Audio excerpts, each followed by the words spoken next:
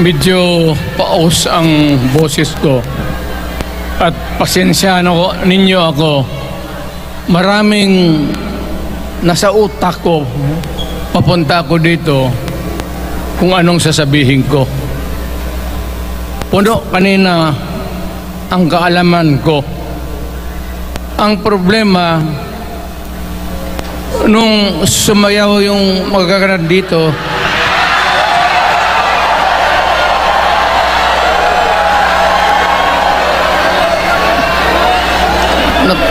nakalimutan ko. Matanda na rin kasi ako. Ano ito? Meeting de Avance? Alam mo, nung unang panahon, wala naman tayong kamuang-muang, wala naman tayong kalaban, wala namang nagagalit sa atin. Pumunta ang Espanyol at inagaw ang ating lupa, hinirang. For 400 years, nagtiis ang Pilipino, subjugated by foreigners. Then, during the American and Spanish War, natalo ang Espanyol at napunta ang ating bayan sa Amerika. Anak ng grabe ang tiis ng Pilipino, yung mga lolo natin, kung gaano na lang sila pinahirapan.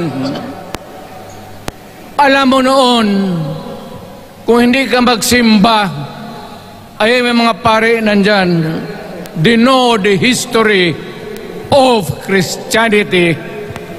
Alam mo noon, kung hindi ka magsimba,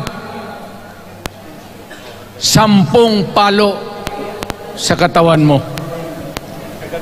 You doubt my... Ayan si Father Ibasco, Chief of Staff ko sa City Hall. Siya yung NPA leader doon sa Libungan, may plenum ang komunista. Itong mga sundalo natin, nandito sa harap ko, nahuli yan si Ibasco. At ako naman ay fiscal noon, pumunta ako sa Katitipan para i-administer ko yung oath niya, yung statement niya kung totoo o hindi. Pagkatapos noon, sabi ng mga sundalo, Piskal, papatay namin itong 2 pare. Father Tison, Waray, pati si Father Ibasco. Bumaba yan sila sa Visayas para makigsapalaran sa NPA. Sabi ko, wag, kasi pare yan. Puta, alam mo, ang Diyos nandyan eh. Kung ito lang naman ang prinsipyo, ideolohiya, hindi naman kriminal yan, kidnapper o puser. Sabi ko, kulungin na lang ninyo. So, sa matagal na panahon, sulat siya ng sulat kay Cory. Eventually, na-release yan sila lahat, pati na ang asawa nila Quintanar, yung mga komunista, mga Esparo, nanggaling dito at naging uso sa buong Pilipinas yung pagpatay. Wala. Barangay captain, konsehal, military, navy, Pulis, puro may pamilya. Anak ka ng kakawalang kwenta yung ideolohiya. Kung hindi mo man lang mabinta sa mapayapa na panahon, so kinuha ko siya Chief of Staff, tapos umuwi siya sa Bohol, naging governor. Pare ito. Nandito siya ngayon, kasama tayo, at maraming salamat. You guys from other parts of the Philippines nagpunta rito para lang makipag-duyog sa Bisaya, sumama lang sa ating, kung sabay tunong sa Tagalog, yung ating, the purpose of why we are here. Wala akong, no longer in politics. I am not a candidate. Nahirapan nga ako mag-akyat ng hagdanan. I am 80 years old. Hindi, 79 lang, pero hindi binibilang yan eh. Sabi malas daw. Sabi ng asawa ko, 80 na ako. O, sige, 80 na. Pero nung lumabas itong People's Initiative, okay man yan. Abogado ako. There are 3 ways of amending the Constitution. Mag-constitutional convention, mag-election tayo sa political districts ng representante para sa assembly to convene there and propose changing or modification of our Constitution. Itong People's Initiative, pati itong Congress, they would convert the Congress into a constituent body and propose the Constitution. Alinman dyan sa lahat, it will be submitted to the people for ratification. Ang problema dito, ako, Mr. President, Ma'am Lisa Araneta Marcos, hindi ninyo ako kalaban. Wala akong sinasabi ng masama. Hindi lang ako makakampanya noon. Alam mo, iniiwasan ko ito. Itong panahon na ito talaga ang iniwasan ko kasi mapipilitan ako ngayon magsalita laban ng mga tao sa gobyerno. Alam mo, Mr. President, hindi ako maghingi ng tawad. Kagawan mo yan eh. It is your responsibilities sa sarili mo. What you do in this world binds you. Iyo yan. Huwag mong sisihin ang ibang tao kasi sarili mong utak at katawan yan.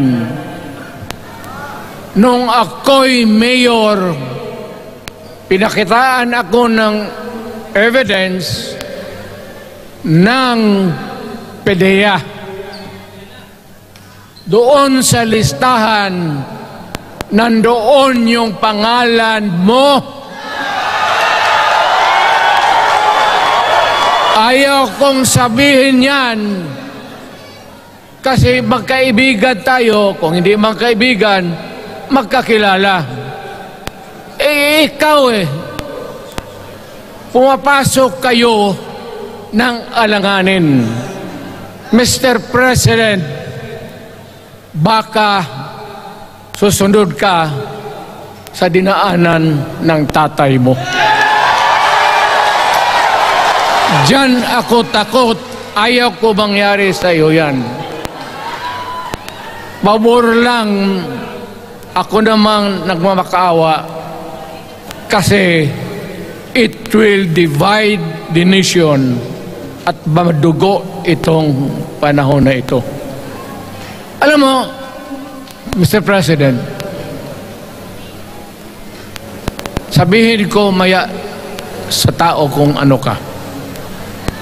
Noong unang panahon, hindi tayo puro Bisaya nagkita-kita doon sa Luzon. There was a community of Filipinos. Galing Visayas, galing Ilonggo, galing Waray, galing Mindanao, galing Hulo, galing Lanao, Cebu, Samar, at Taas, Pampanga, Apare. Nagkita-kita yung mga minono natin. Kasi hinawakan tayo ng Espanyol, pati Amerikano. Nung dumating ang panahon na tayo'y nagkaharap na, sabi ng mga lolo natin, ano ang gawain natin sa bayan natin? Pwede ba tayong magbarangay-barangay lang o magkaisa tayo? Di na bale, iba-iba ang salita natin. It was agreed by the Filipinos then of all walks of life, ma-Ilocano, ma-Cebuano, mga taga Mindanao, they agreed to form a constitution. Alam mo, yung constitution parang bahayan sa tao. May poste. Sabi natin, magawa tayo ng magandang opisina where we can meet and talk about the destiny of this country. Doon, they agreed na may malaking bahay, may poste, mga malaking poste, at may mga muebles at kwarto, living rooms and all. Ang usapan na from time to time, lumalaki na ang bayan at magdagdag tayo ng mga opisina sa mga opisyal. Maganda yun. Bahay yun. Mga sahig, nandyan lahat. Lamesa, desks, chairs and everything. Wala tayong pinag-usapan na sirain yung bahay na yun. It was intended for posterity at inabot sa atin yung konstitusyon na yan. Although it was amended and modified, but it is still the fundamental law since 1935 hanggang ngayon. At what keeps in Ilocano, Bisaya, Waray, Moro, bakit tayo nagkaisa? Magkaiba ang salita natin, ang pagkain, iba, ugali, iba. Bakit tayo andito ngayon? Dahil sa isang bahay. Yung bahay na yan, yung papel, the Constitution. Ngayon, ang Constitution is supposed to be a permanent thing. Ang batas na binigay ng Constitution sa Congress, sa lawmakers, they can make laws every day, modify, change it if they want, every week. Okay lang yan. Huwag ninyong pakialaman ang Constitution kasi yun ang bahay opisyal ng Pilipino. Anak ka ng... Bakit pumasok sa utak ninyo yung People's Initiative? Anong nakain ninyo? There's nothing wrong with the Constitution right now. The environment in the Philippines seems to be positive, okay. Wala namang problema. Araw-araw nakikita tayo. Punta Maynila, marami akong kaibigan, mga brad ko, mga classmate ko. Okay ang buhay natin. But suddenly, nandito yung People's Initiative. Alam mo, sa umpisa pa lang, nagdududa na ako. Bakit? People's Initiative manggaling sa tao. Dapat yan galing sa mga purok at doon sa barangay at doon sa DILG, ipasa nila sa syudad, sa probinsya at sa national office. Dito mga congressman,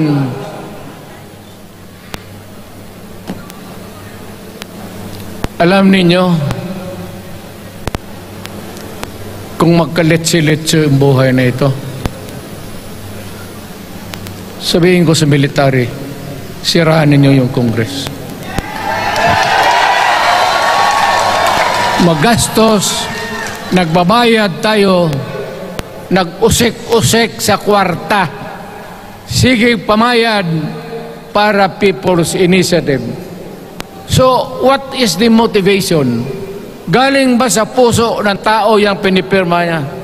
Hindi yung pirma yung petition para ito, kaming nagsipirma dito,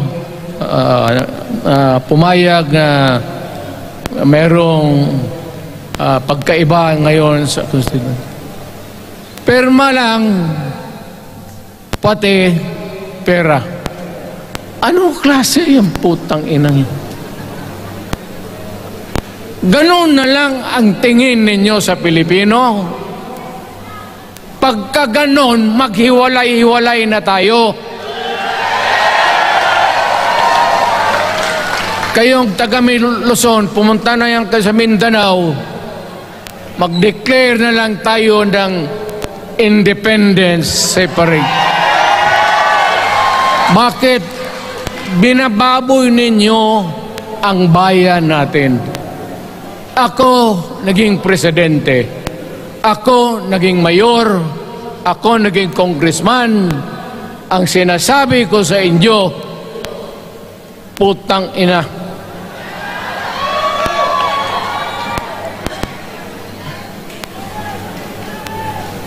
Malinis to. Baka ihi mo ito, ha?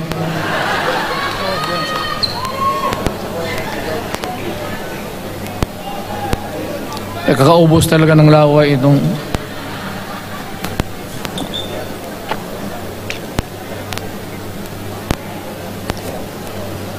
What do you expect the national government, particularly ang Malacanang? Anong gusto ninyong response? Niwala kayong mga seminar na ganon. You never educated the Filipino people. You want the Filipino to remain ignorant para you can do what you want with the country. Yan ang totoo. Kasi ginagago ninyo para walang alam ang taong bayan. Well, kaming nakapag-aral at may alam kundi, hindi katanggap-tanggap yung ginagawa ninyo. Sa umpisa pa lang, binibili na ninyo yung signature ng Pilipino. Yun ba ang People's Initiative? You know, national, provincial, city, munisipyo, then the barangay. Yan ang echelons ng power sa gobyerno.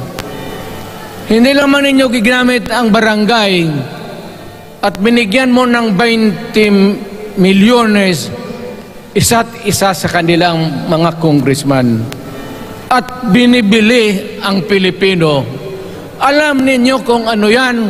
Kaluluwa ang ninyo ang binibili ng taong bayan. Hindi ako mapayag ng ganon. Nakapag-aral ako, hindi naman ako ignorante. Bakit ka mag-people's change? Ang problema ninyo, ganito. Hindi pa, pauna. Ang malas ng Pilipinas, every president, almost all, pag naupo na dyan sa Malacañang, walang ginagawa kung mag-isip ang mga putang ina kung paano pahabain ang termino nila. That's the problem. Bakit ganon kayo?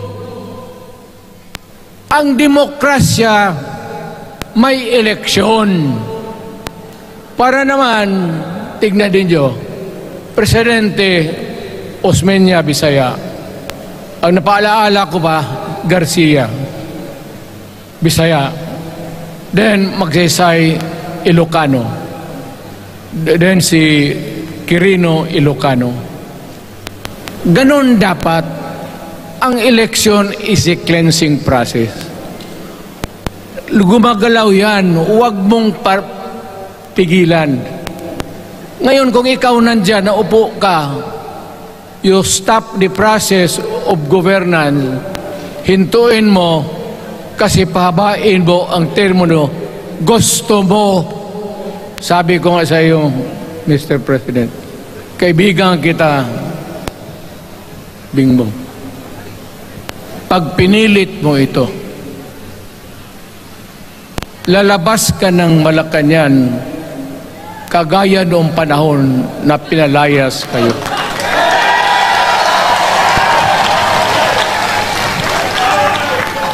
Alam ninyo, kung hindi na talaga ito mapigilan, nandyan ang military pati pulis, makinig kayo. Pag-aralan ninyo kung ano yung pinapakain nila sa taong bayan. At pagka nakita ninyo kung ano ang mali, you correct it. Nasa inyong kamay na yan. Ganito yung plano. Presidential, tapos parliament. Ang presidential, lahat kayo, ako, ikaw, lahat, hanggang doon, nagboboto, direct vote to elect a president. Itong parliament, prime minister lang ang magboto, yung mga assembly who are the congressmen now. Putang ina ninyo, wala akong tiwala sa inyo. Wala kayong prinsipyo, bukang pera kayo lahat. Yan ang totoo. Kaya gusto ko, pag nagka-letse-letse nga pumasok ang military, palitan ninyo lahat. Arestuhin ninyo kasi nagsasayang ng pera at yung ginagastos nila is a fraud, swindling ang ginawa nila. You must account for the wasted money, for the money that you bought the signature of a Filipino. Bribery.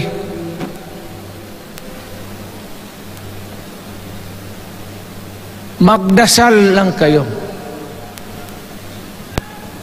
If by the grace of God, mabalik ako,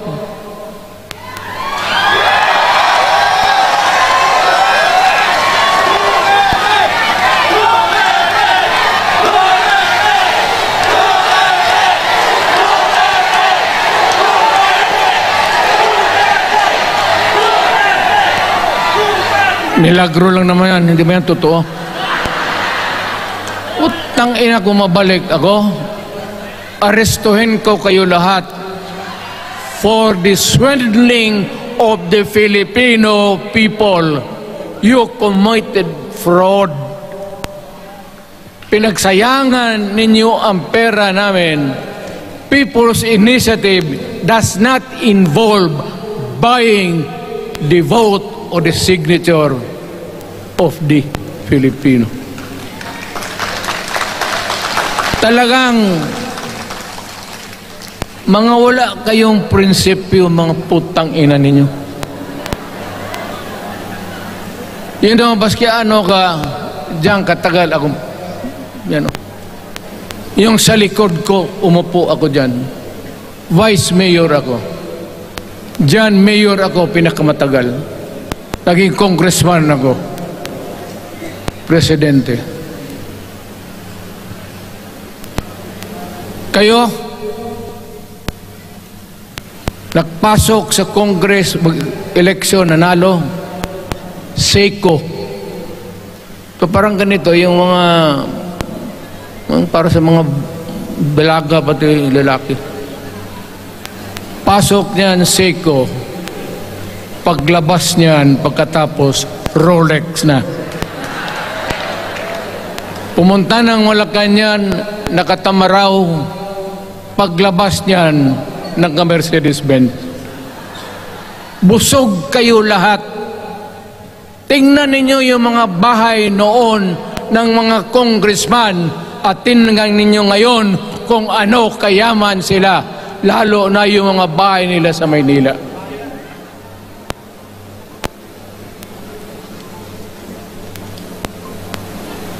Wala kayong masabi sa akin. Alam mo bakit diretsahan ako magsalita? Ninipahat, wala ako. Paglabas ko sa Malacanang, lipad ako dito. Pumunta ako sa bahay ko para mag-retire. Ayaw ko sanang bumalik. Ayaw ko na. Matanda na ako. Putang ina, napapandol lang ako dyan eh. Kaya lang,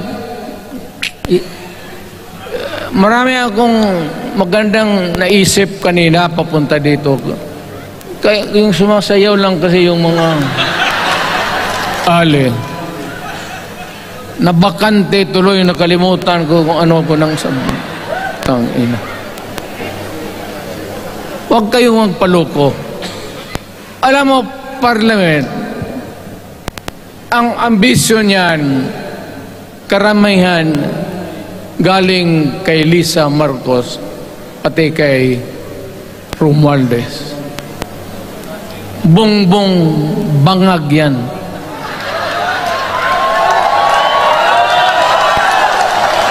That's why sinasabi ko na sa inyo ngayon, si Bongbong Marcos bangag noon, ngayong presidente na bangag natin ang presidente.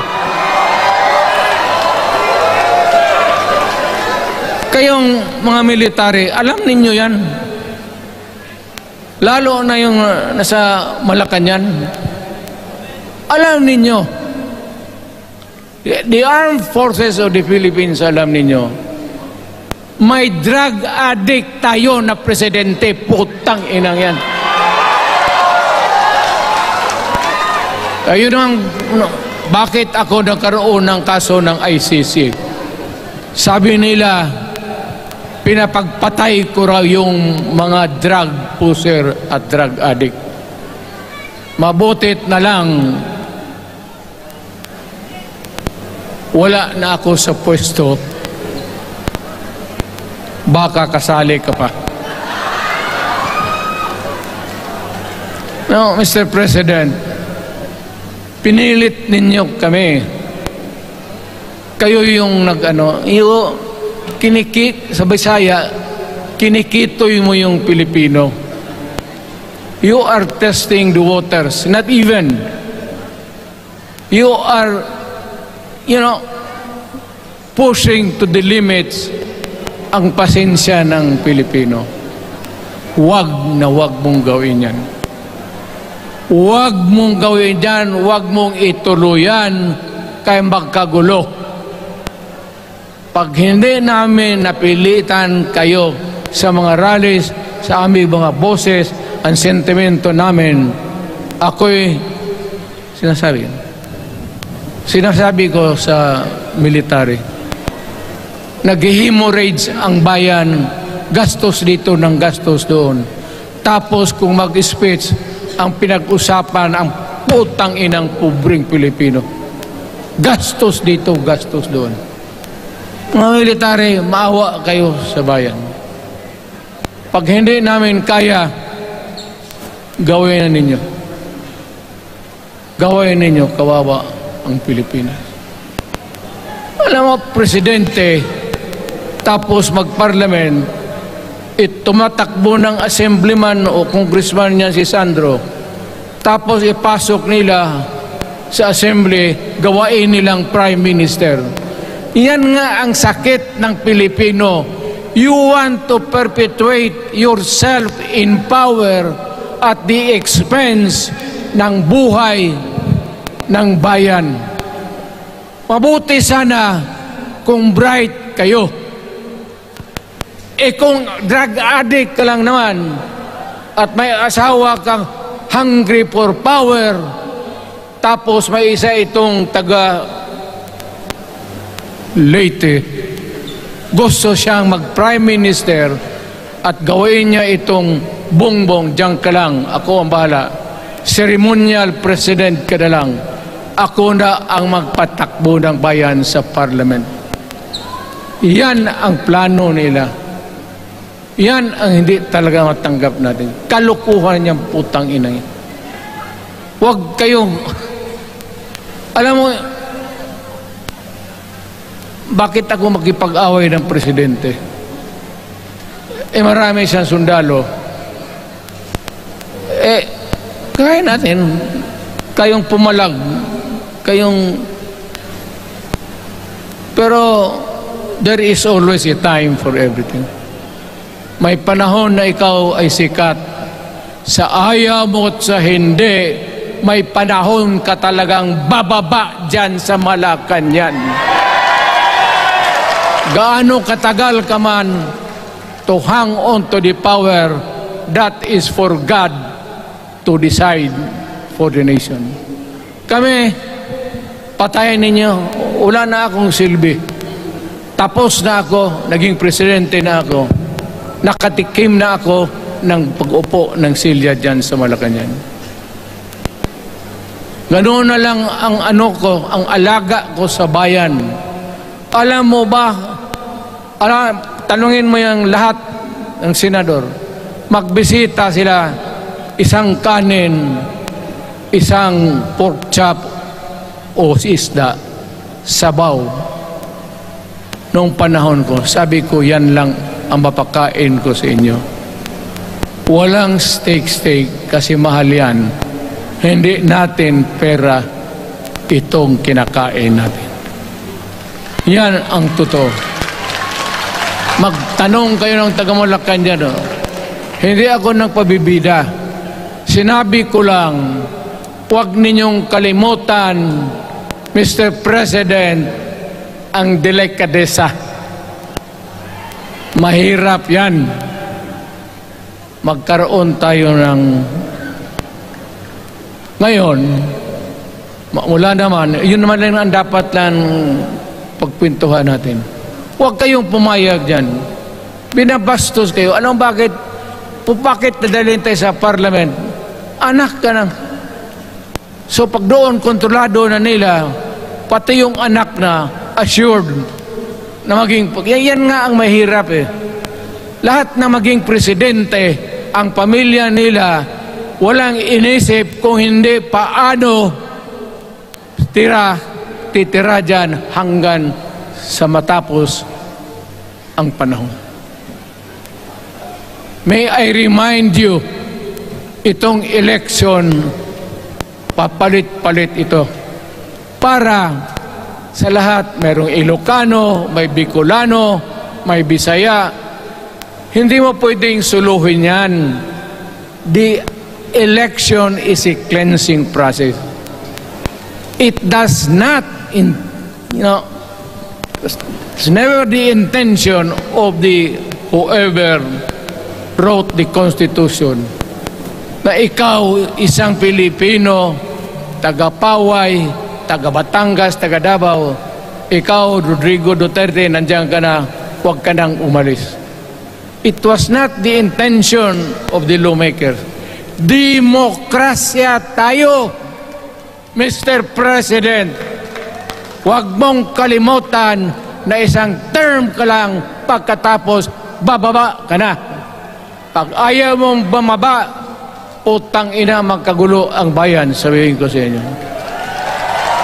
Ngayon, nakikinig kayong mga military. Gusto niyong iwasan ang dugo? Kayo lang ang makapigil nito. Putang ina, pigilan mo yung kalukuhan na yan. Pagka hindi itong rally na ito, it will multiply all over the Philippines and there will be trouble. Kami ako ang nauna kasi galit ako. Dumaan ako ng presidente. Not even for a minute did I think or was thinking of extending my term even for one day. Noong natapos ako sa araw na yon, bumaba ako, sumakay ako, lumipad ako dito sa Davao. Ikaw, Mr. President, hintayin mo yung 6 year, kalimutan mo na yung kay Romualdez kasi yan ang magpahamak sa iyo.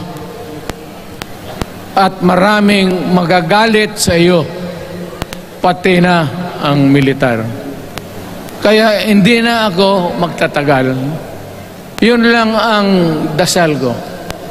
Reject. Protect the Constitution. I am calling now the armed forces and the PNP. Protect the Constitution. Trabaho ninyo yan. Huwag ninyong kalimutan. Kami,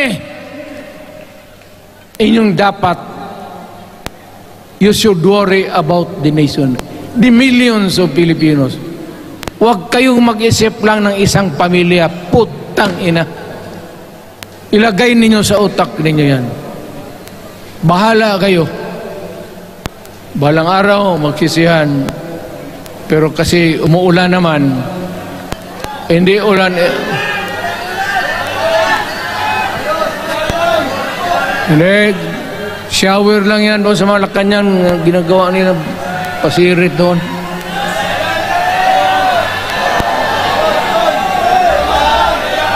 Wala naman rin akong masabi. Kasi hindi man ito eleksyon. Nakafocus lang ako sa People's Initiative and the way that they are handling the process of the People's Initiative. Ang nangyayari ngayon, hindi yan People's Initiative, kung hindi buying the people for their signatures. Nagpaumpisa pa lang, pag-umpisa pa lang, bayaran na.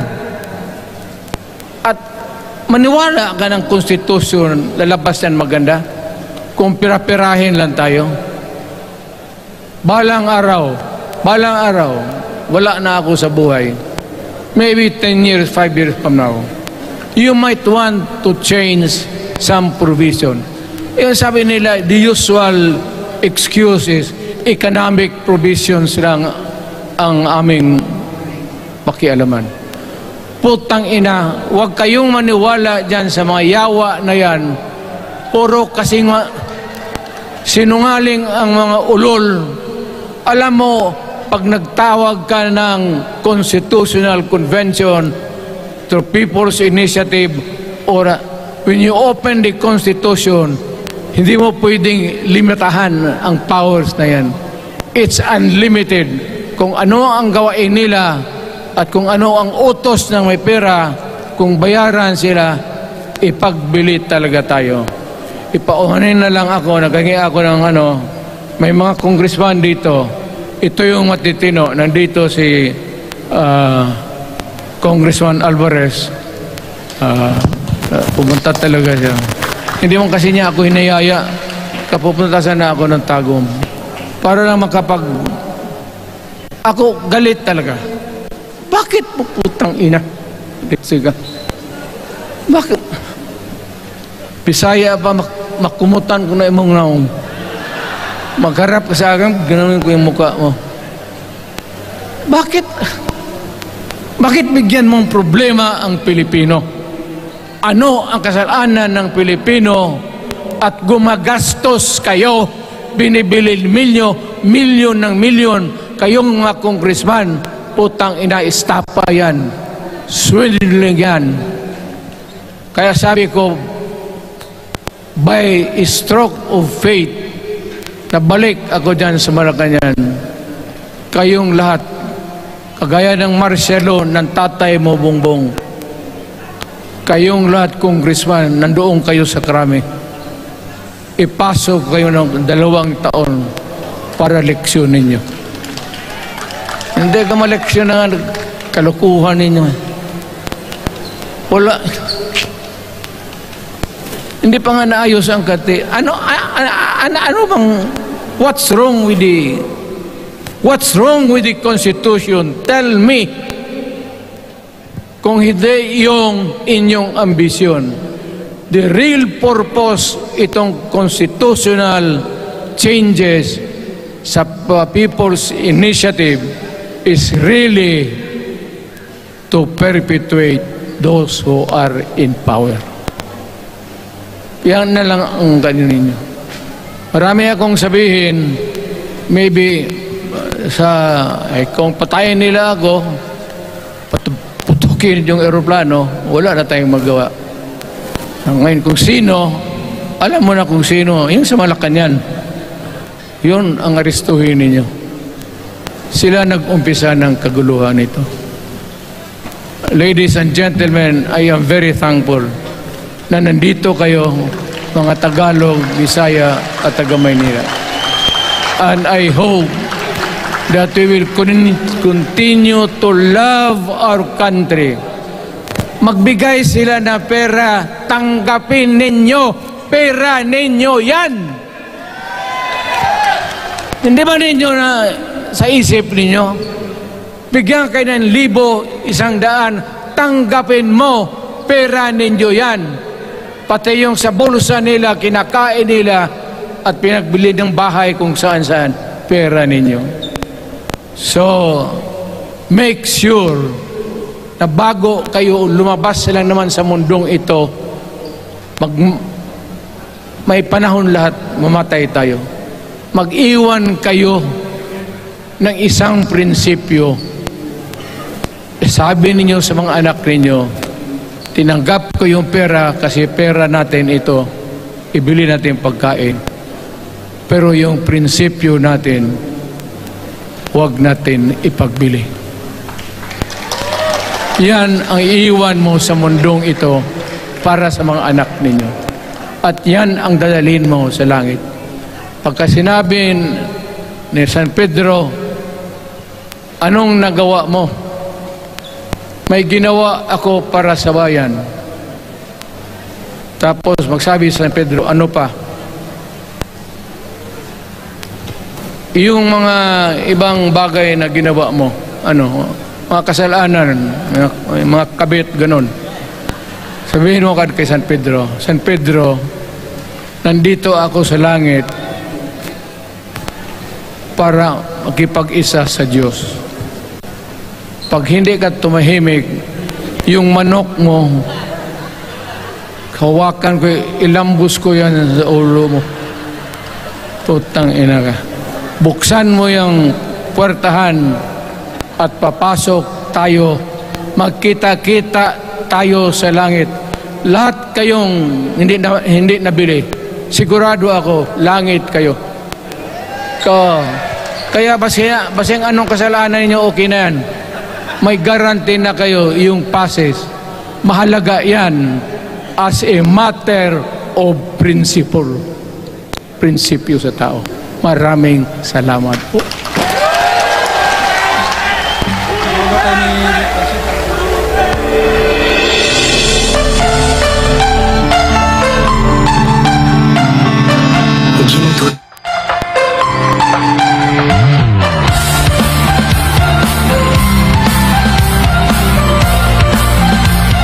Amen.